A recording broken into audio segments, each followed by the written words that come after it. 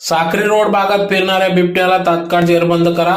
संजय वाल्ले यांच्या नेतृत्वात वन विभागाच्या कार्यालयासमोर निदर्शने व निवेदन. साक्री रोड भागातील मानवी वस्तीत गेल्या 4 दिवसांपासून बिबट्याचा शिरकाव झाला असून महिंदळे शिवार व नकाने तलाव परिसरात हा बिबट्या अनेकांना दिसला. परिणामी नागरिकांमध्ये भीतीचे वातावरण निर्माण झाले असून बाहेर फिरणे देखील कठीण झाले आहे. त्यामुळे बिबट्याला तातडीने जेरबंद करा, अन्यथा शिवसेना स्टाईलने आंदोलन छेडू असा इशारा शिवसेनेचे महानगर प्रमुख संजय वाल्ले यांच्या नेतृत्वात शिवसैनिकांनी दिला आहे.